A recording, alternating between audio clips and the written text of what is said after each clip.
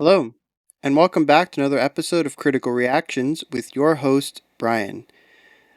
Things look a little intense around here, but I am filming a little later than usual, and, well, that's why we got lots of shadows and stuff going on. Anyways, we're going to begin this week's theme of Drum Cam Week, and I'm really nervous about this because drumming is that's not really my toolkit. I can appreciate rhythms and kind of talk a little bit about that, but as far as specific drumming technique, I don't really have the vocabulary for that one. But this is what people wanted to watch me watch. They wanted to see me see this. So we got a Gavin Harrison coming in today. He's drummed for bands like Pineapple Thief and Porcupine Tree, and we're going to be checking out some Pineapple Thief today. This request comes from Crystalia Delva. And yeah, let's see what we got in store. Like I said, I'm a little nervous. Not exactly my wheelhouse, but I enjoy watching musicians regardless of what they play. So I guess at the very least, we can all kind of just appreciate the musicianship that's going into this one. Let's go.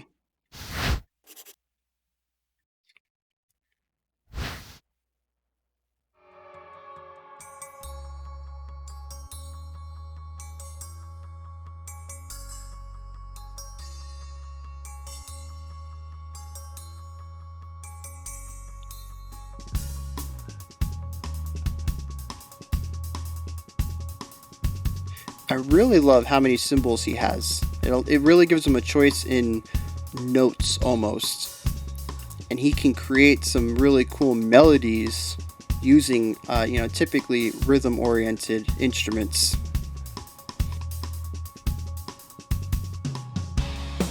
Really interesting time counting technique there with his fingers. That was pretty cool too.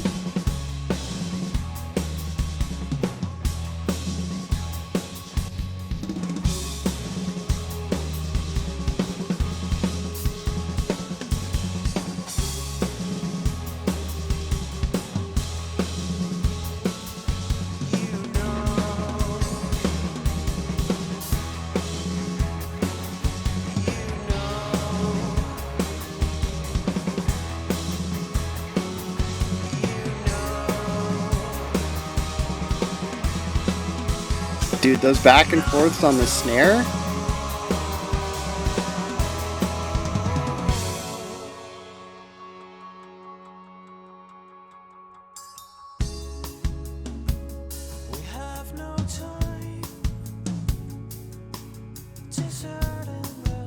I kind of like this idea as an exercise where you basically do everything with one hand while the other sits and keeps time. I think it's really cool.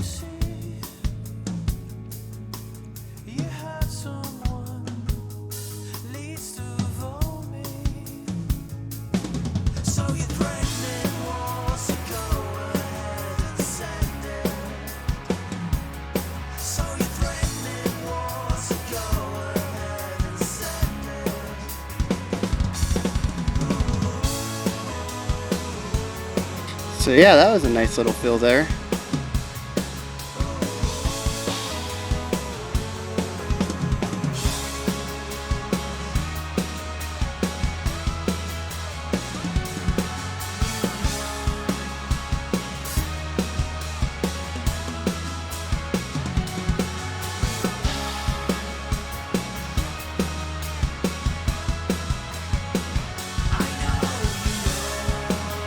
Yeah, those triplets in the bass, I dig that.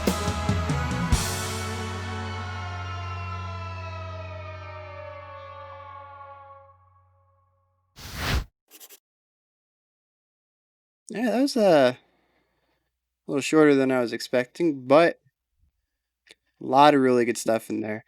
Um, yeah, I here's the thing. He's an extremely versatile, dynamic drummer with an ungodly amount of restraint. Just from a couple of those little fills in there, I can tell this guy's got chops, like oozing out of him. He could put together, a real nasty drum solo and just kind of overshadow everything that's going on around him. But he doesn't. He kind of uses those ideas to bring in a little bit of embellishment, but for the most part, he's just a really solid drummer. Or at least that's his parts. His parts are mostly it's being a really solid drummer. Um, yeah, like you can even tell for a lot of that ending was, you know, based on like, I don't know. It was every other beat. I don't know if it was like 1 and 3 or 2 and 4 or something like that. Some of the time signatures were kind of messing with me, anyways. But he had, it's a pretty standard bass kick, and then the snare was just every other beat or every 4 beats, something like that. Um, and then he was just over there on the splash cymbal, I think, on the right, just every beat, just kind of laying it down, and pretty standard drumming, just kind of keeping the beat there. But the cool thing is that every 4 bars, every 8 bars, or whatever, when he does a little fill, dude, he just comes out. All right, he's like, yeah, look, I'm a beast. You're gonna hear a beat, 2 beats of me beasting out. I'm gonna pull back though. I'm gonna rein it back in because it doesn't fit the song, because it doesn't fit this atmosphere, because I don't want to outshine my bandmates. But I got that in me. That's in my tool set. I can whip that out when I need to. And I just really love that, where he has this immense skill, but he's not cocky about it. He keeps the drum bits, the drum parts in time, in the style of the song. He uses what he needs when he needs it out of his toolkit, but for the most part, he's there fitting in with the music. But the other thing that I really want to touch on, that I don't know if many people will notice, I do, coming from a more melodic background, is that opening bit is very melodic. He has a lot of instruments with all sorts of, well, tuned to all sorts of different notes. I know you can tune drum head drums, drums with heads to them, like your toms and your snares. I don't know if you can tune a cymbal, but I do know that you can buy a cymbal at a specific note.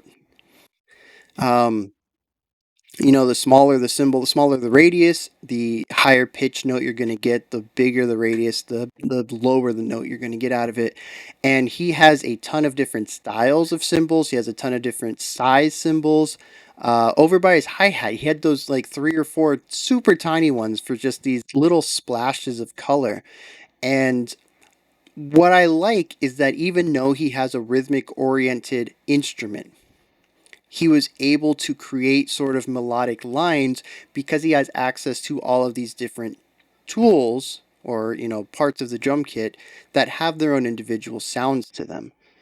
So yeah, he could have easily played this with a fifth of the drum kit, just kind of 2 or 3 cymbals, his 2 toms, the snare, and the bass kick, and it would have been still a really solid drum part. The drum part itself is still impressive because you still have those bits of restraint with the flourishes and the embellishment. But because he chooses to have a wider kit, and because he understands how this wider kit can fit in, like all the different parts of it can fit in with each other and how they can complement each other, he knows when and where to hit, or when and where to use each of the cymbals or each of the different drum parts. And yeah, I love that. I really do. I don't wish that all drummers could use it, because there's still a lot of really cool things to explore in more rhythmically oriented music writing. It's not really my forte, but I appreciate it. I appreciate that it exists, and I really appreciate when people can write complex stuff with a very limited amount of instruments, because it's just really cool. It's something I don't really grasp. I'm very, harmonically, melodically oriented, and to see somebody they basically view music, hear music, view their instrument completely different than I do. So that's really cool, just because of their different perspective and how they can apply that to music writing. But coming from a more melodic background, I really appreciate how he basically created an instrument, like a melodic instrument out of his drum kit. And there's just so many notes and timbres and sounds to pull from that it doesn't sound so much like a drum, like a rhythm machine, like a metronome sort of, and more sounds like a full percussion section. Something more akin to the percussion section you would hear in like a symphony or an orchestra or something in that vein. So I just really appreciate how he comes to the uh, the the problem of songwriting from that perspective and can write that way. So that's really cool. I love that. Um, so yeah, that is Gavin Harrison. I think I'm remembering that correctly. And we've done Porcupine Tree on the channel before, and I know on that video, which was Anesthetize, I think that was the song. A lot of people said I need to check out Pineapple Thief because of this connection. He's been the drummer for both bands. Yeah, I agree. After hearing that song, I really dig the sort of chill, technical rock. It's like a math rock, but not as mathy. There's a little bit more like chill surferness to it, and I would like to really explore that um, as like a band. Not to say I couldn't do that in this drum cam week, but having the drum in focus visually, it's going to draw me to the drum sounds. I don't know if that's the way for everybody, but when I see an instrument, it's immediately more prevalent, more present in the mix for me. And having the drums here, that's what I'm going to hear the most. Plus, I have the visuals of seeing what they're doing physically, which I don't get to do too often. I can kind of imagine what they're doing with drums, but you don't really know until you see it. And that's when I think that's when it gets really technical, and why a lot of people have recommended me to do this drum cam week, because drums always sound easy unless they're like super fast or super technical. Um, but for the most part, to me, they sound easier than they look. When I see somebody play, I'm like, dang, now I couldn't do that. But when I hear somebody play, I'm like, okay, this doesn't sound too bad. Really weird. Um, so yeah, I'm going to enjoy this week. I hope this was somewhat entertaining. This is, like I said, this is not my forte. I don't really have the vocabulary to talk about this as much as somebody who drums or somebody who's really immersed into the percussion scene. So yeah, like I said, I hope this was entertaining or slightly informative. I'm coming to a rhythmic instrument from a melodic perspective, so I don't know how informational this is, but I'm going to enjoy this week. Like I said, it's something for me a little bit outside my comfort zone, and I get to explore some stuff I don't usually get uh, too much exposure to. So, yeah, I'm enjoying this. But this is where you guys can let me know. Hit me up in the comments what you guys thought about Gavin Harrison and his drumming technique. A bit reserved, but definitely has the chops to bust out some crazy stuff when he wants to. While you're down there in the comments, you can like, subscribe, and ring the bell. You can also check out my Twitter and my Patreon. And if you're interested in getting your name on the special selection songs, the special selection list where you get to tell me exactly what you want to listen to, I have a PayPal link in the description as well. Just donate at $5, and in the note in PayPal, let me know what song you want to check out, what band you want me to check out, and also some contact info, just in case that band or song happens to get reacted to before I get around to you, so we can get that addressed. All right. And I guess that's about it. It's getting very dark in here, and this light is blinding me. So we're going to wrap this one up. I'll be back tomorrow at 5 p.m. Eastern Standard Time, 9 p.m. UTC, as usual, with more drum cam stuff. And until then, you guys stay safe out there and have a fantastic morning, afternoon, or evening whenever you choose to watch my videos.